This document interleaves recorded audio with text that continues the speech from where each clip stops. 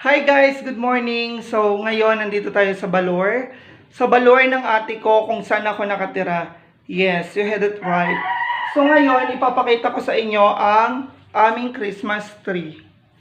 Yes. Although hindi ko inaangkin, Christmas tree niya pala 'yan. Oo. So ayan yung mga basta mga cartoon lang 'yan na may laman. Kung ano yung nababasa nyo, homie, merong laman 'yan. Tapos yun, sardinas, yun yung sardinas, sapatos ng ate ko, tsaka yung display ng mga bahay-bahay niya dyan. So, ito pa, dahil Christmas na, ito pa, nag-display din siya dito. Tapos ito po yung wifi namin. Tapos, ito po yung bigas namin. Yes. Meron kaming dalawang sakong bigas. And meron din kaming electric fan na hindi nililinisan. Yes, but it's okay, 'di ba? So meron din kaming TV. Yes. Itong TV na to from TCL. Baka naman TCL, oo, 'di ba? So TV siya, basta TV siya. O, gumagana 'yan. So ngayon, meron din kaming ganito, pa-display. So ito na nga ang ating chika mga zez. So, syempre, hindi rin naman ako nagpapatalbog. Talagang umorder din talaga ang baklo sa aming, hindi sa amin. Umorder ako sa TikTok shop. Syempre, hindi ako nagpapatalo, no. Sila nga, bumili sila ng sapatos, na kung ano-ano lang. So, ako din, umorder din ako. Umorder ako ng pants. Yes, ayan o. Pants. Pants? Pants. And pillows. Charot! Hindi, ito kasi yung susuotin ko sa Pasko kasi meron kaming aura with friends. 'Di ba? Syempre pag Pasko dapat bago ka lahat kasi yung sapatos na 'yon, bago 'yon. Akin 'yon. Yes. Tsaka ito, bago 'to. Oh, sa mga nagtatanong saan ka kumuha ng pera, wala kang trabaho, secret. Oh, 'di ba?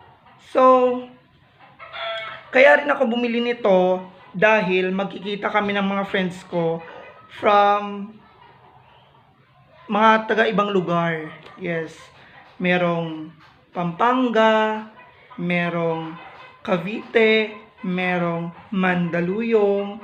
Siyempre ako, hindi ko sasabihin kung saan ako. Oh my God, baka mahuli ako. Charot. Basta dito lang. Dito lang din sa Pilipinas ako. Kasi nung nakaraang taon, nagkita kami. Apat kami. Yung isa taga Marikina, tapos yung isa taga, yun yung taga Pampanga, tapos yung isa taga Santa Lucia. Yes, oo. Ang dami kong friends, pero alam ko naman talagang pinaplastic lang nila ako. Chos! Oo, yung Cavite, ngayon lang kami magkikita. Sana hindi yun maudlot, no? Kasi yung baklang yun, puro reklamo, 'di ba? Wala naman siyang ambag, hindi naman maganda. Oo. Yon, Cavite, magkikita. Kasi hindi pa namin alam kung saang place kami talaga totaling magkikita. Kasi nung nakaraang taon, dito lang kami, yung taga Pampanga pumunta dito sa may Marikina, sa may Santa Lucia kami nakita kasi yung taga Santa Lucia, doon kami sa bahay nila. Tapos yung taga Marikina, pumunta doon sa may Santa Lucia. So ako din pumunta doon. So, ang nakaka-excite lang kasi 'di ba, first time ko silang makita, tapos napaka welcoming nila sa akin. Tapos parang feel at home ako sa bahay nila, pero ngayon yung taga Santa Lucia na sa probinsya na umuwi na sila, hindi na siya diyan nakatira, yung tita na lang niya yung nakatira diyan. 'Di ba? Hindi ko pa sure kung babalik ba 'yon kasi tinatawagan namin siya. Sabi niya nag-aaral pa daw siya. Yes, sabi ko sige lang mag-aral ka lang diyan, pero sa Pasko hindi tayo magkikita. 'Di ba? Kasi nung nakarang Pasko ang saya namin, pumunta kaming Cubao.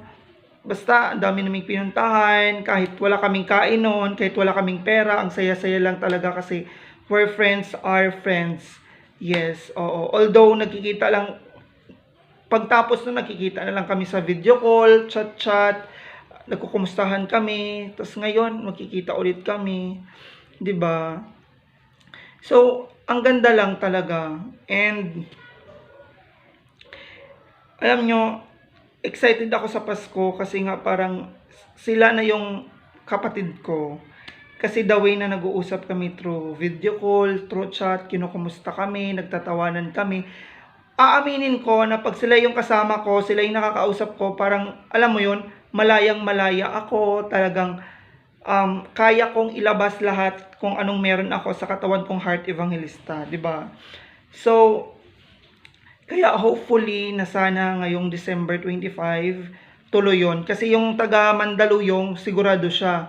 So ako din, sigurado ako, basta sigurado din yung dalawa. Kasi yung dalawa, yung Cavite, parang undecided siya kasi meron daw silang bisita. So baka daw hindi siya payagan.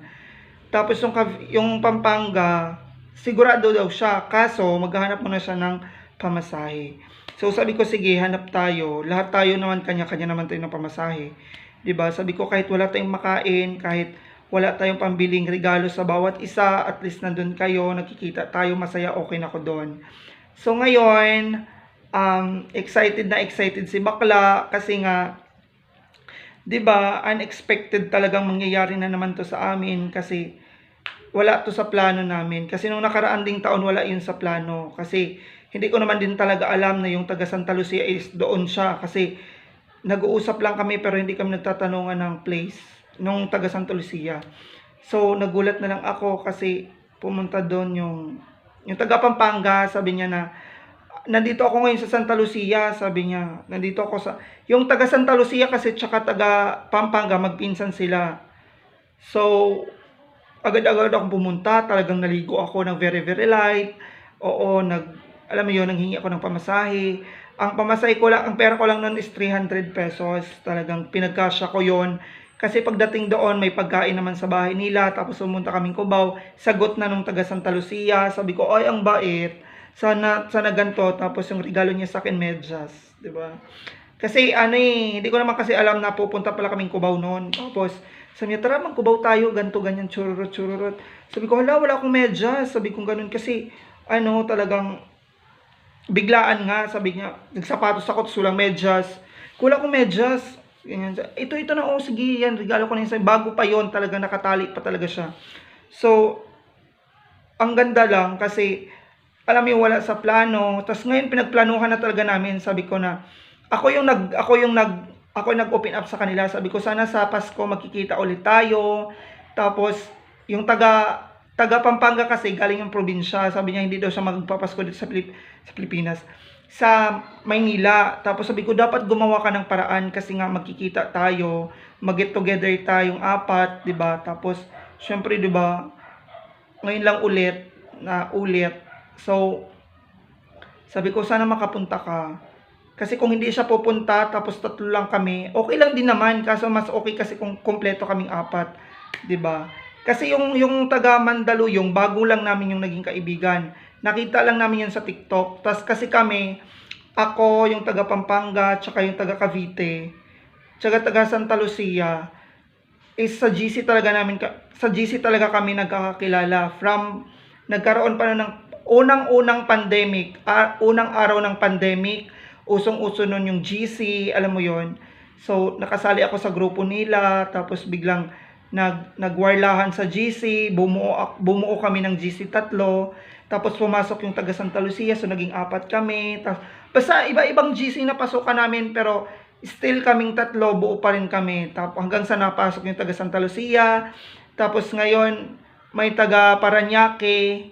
Yung taga Paranaque pumunta na yun ng Santa Lucia kasi nakipagkita din siya.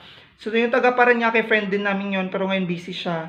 So may nakilala kami sa TikTok. Yun nga yung taga Mandaluyong. So, yun na yung apat na kami. Kasi, di ba, although 5 na nga kami, kaso nga, basta, ang gulo, oo. Marami talaga kami, pero still kaming tatlo talaga. Ako, tsaka yung Pampanga, tsaka yung Cavite, talagang stay strong. Alam mo yon, kahit nagmumurahan kami sa video call, talagang, sabi ko nga sa kanila, alam nyo, kayo yung pangalawang kapatid ko. Kayo yung masasabi ko na, kaya ko kayong ipagtanggol, 'di ba? Kasi from kalungkutan to kasiyahan, nandyan sila.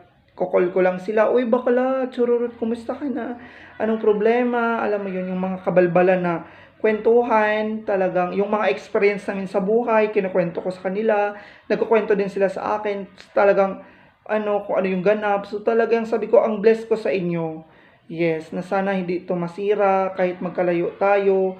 You still here at andito lang din naman ako. Sabi ko nga, kung meron lang akong pera, talagang aanuhan ko kayo kasi wala din kaming pera. Wala rin na kaming pera. Tsaka sabi naman nila na kahit wala tayong ganong kagarbong buhay, at least stay strong pa rin daw kami, 'di ba? So, talagang nagpapasalamat ako kay Lord. Sabi ko, Lord, thank you kasi binigyan mo ako ng tunay na kaibigan. 'Di ba? Kasi alam nyo guys, nagmumurahan kami sa video call, sa chat, tapos basta mga mura-murang ganyan, mga bad words talagang nilalabas namin yan. Pag alam mo yung words na bobo, tanga, sinasabi ko yan sa kanila, tapos nagsasabi din sila sa amin, patalinuhan daw kami. Mga ganyang bagay, kahit mga bobo naman talaga kami. So, ang saya lang na, kaya nga sabi ko ngayon, sana mabuo talaga tayo. 'Di ba? Kasi talagang, ang lungkot ng buhay ko pag hindi ko kayo makikita. Kaya nga pag, alam nyo yun, nung nakaraang buwan talagang on video call kami, chat-chat. Pag hindi nagpaparamdam yung isa, kailangan talagang i-chat yun. Alam mo yun, yung ganong solid na kaibigan, bihira lang talaga yan. Kasi ilang years na din kaming magkakaibigan, talagang nandyan lang talaga. Sila yung kaibigan na masasabing kong strong, tunay na kaibigan. Yes, oo. Kasi di ba yung iba, kakaibiganin ka lang nila, tapos biglang mawawala. So, yun lang talaga guys. Dapat pag may kaibigan kayong ganyan, alagaan nyo, mahalin nyo. Yes. Diba? So, ayun lang. Share ko lang sa inyo kasi nga sa Pasko excited ako magkita kami. Oo. Yung Pampanga pala, nakita na kami before. Yung Cavite, tsaka Mandaluyong, first time ko silang makita. Dalawa.